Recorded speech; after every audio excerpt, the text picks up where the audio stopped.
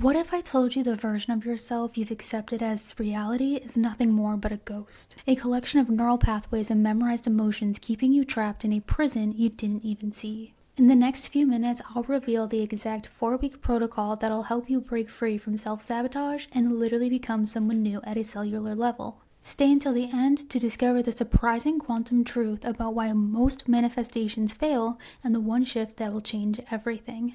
Your past self is a ghost haunting your present reality. She whispers limiting beliefs as you prepare to step into something bigger. She tightens your chest with anxiety when you're about to speak your truth. She convinces you to play small when your soul is screaming to expand. In Breaking the Habit of Being Yourself, Dr. Joe Dispenza reveals something revolutionary. You can literally become someone new, not through wishful thinking or Instagram affirmations, but through scientifically backed fusion of neuroscience, quantum physics, and meditation that rewires your brain and reprograms your body. Let's quickly talk about why this matters, especially for us as ambitious women. We're masters at changing our external world, advancing our careers, building businesses, transforming our bodies, yet we find ourselves trapped in the same emotional patterns that keep us from embodying our true power. The key insight? The personality, how you think, act, and feel, creates your personal reality, and you cannot create a new reality with the same personality. Even more fascinating, your body doesn't know the difference between an experience in your outer world and one you intensely imagine. This is the cornerstone of transformation. But most of us remain trapped in what Dispenza calls memorized emotions. Think about when you last apologized when something wasn't your fault, felt unworthy of charging premium prices or asking for your worth, scrolled social media instead of taking action on your dreams. These aren't random behaviors, they're neural highways your brain travels automatically. Your body becomes addicted to these emotional states.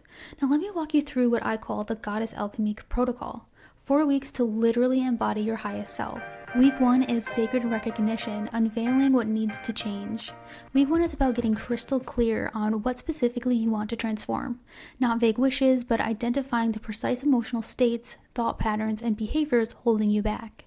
You'll begin with a daily meditation using what Dispenza calls induction, a technique that shifts your brainwaves from high beta, aka stress and overthinking, to alpha waves where transformation becomes possible. This altered state makes your subconscious mind accessible, allowing you to observe patterns without judgment.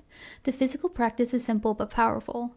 Sit with your spine straight in a distraction-free space, play soothing instrumental music, close your eyes, and become intensely present in your body. You'll use one of Dispenza's powerful visualization techniques, either water rising or space awareness, to quiet your analytical mind. From this heightened awareness, you'll ask yourself penetrating questions like, what emotion has become my default state? How has this emotion shaped my life decisions? What would flash before my eyes in near-death experiences today? What hidden aspects do I conceal from others? Throughout week 1, your mission is unwavering self-awareness. Notice when you unconsciously slip into your target emotional state. Observe the physical sensation it creates: increased heart rate, shallow breathing, tension in specific areas. Witness the thoughts it triggers without judgment. Remember, this isn't about fixing, it's about witnessing with radical honesty. You're developing the ability to observe yourself without being yourself, the foundation of all transformation. Week 2 is the divine dismantling, releasing what no longer serves you. This involves 3 crucial steps that most transformation work misses entirely. First, you'll recognize exactly what isn't working by selecting one emotional state to focus on. Attempting to change multiple patterns simultaneously dilutes your energetic focus. Choose your most dominant limiting emotion: anger, unworthiness, anxiety, or resentment. In meditation, you'll deliberately evoke this emotion, documenting every physical sensation it creates with meticulous attention. Where does tension arise? How does your breathing change? What happens to your heart rate? Then examine your thinking patterns when in this state. Anger might trigger judgmental thoughts or victim mentality, fear generates worst-case scenarios, etc. Next comes the admit and declare phase, requiring brutal honesty and courage. You'll write down who you've been, not the curated version you present to others. Examples can include, I'm afraid to fall in love because of potential pain. Or, I lie to people so they will like me so I don't feel alone. After writing these admissions, you'll speak them aloud, releasing their energetic hold. Your ego will resist fiercely. This resistance confirms you're disrupting old neural pathways. Finally, the surrender step, perhaps the most transformative. You'll create a personal surrender statement directed to your higher power. That can be the universal mind, God, goddess, higher self, etc. You'll visualize physically transferring this limiting pattern through a specific visualization, opening a door and passing it through, or placing it in a beautiful box that dissolves. After surrendering, express genuine gratitude to complete the energetic circuit. This surrender isn't weakness, but liberation from the exhausting grip of ego control. It's where most transformation work falters. We identify what we want to change, but never truly let it go.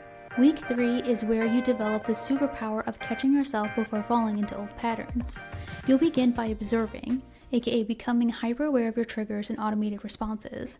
You'll identify and document your automatic thoughts when experiencing your target emotion. These aren't occasional thoughts, but deeply ingrained neural highways where your brain travels reflexively.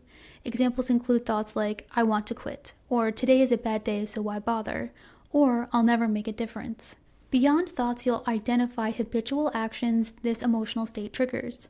If your pattern is lack or scarcity, you might notice behaviors like excessive saving followed by impulsive spending, or buying low-quality items rather than investing in quality that will last longer. You'll create a comprehensive inventory, rewiring daily until you can instantly recognize these patterns when they arise.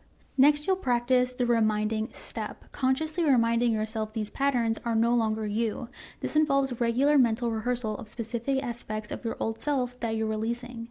Unlike traditional affirmations focusing on what you want, this process explicitly acknowledges what you're leaving behind, creating neurological space between stimulus and response, the foundation of personal freedom. The third component is redirecting. Interrupting patterns by saying change whenever you notice them emerging. You'll practice Dispenza's change game during meditation, visualizing situations where you typically fall into old patterns, and verbally interrupting by saying change aloud. Throughout your day, you'll continue this practice in real time, creating space for new neural connections to form, neuroplasticity in action. This practice breaks the neurological circuits keeping you trapped. The magic word change becomes a pattern interrupt, creating space between stimulus and response, space where your new self emerges. You're developing what could be called quantum self-awareness, witnessing yourself slipping into old patterns before they fully activate. Week 4 is becoming your future self now. The final week is where alchemy truly happens. Having created space by releasing old patterns, you engage in what Dispenza considers the most creative aspect of the process. You begin by defining your ideal self with extraordinary specificity, asking open-ended questions like, what is the greatest ideal of myself? Who in history do I admire and how do they act? What would complete freedom from my limitations feel like? Then you drill down into the specific dimensions. What thoughts would this new you consistently think? What would your new attitude and beliefs be? How would you speak to yourself and others? How would you carry your body? What emotional states would be predominant? How would you respond to triggers that once activated old patterns? Dispenza emphasizes letting go of how these changes will happen. The analytical mind wants to control the process.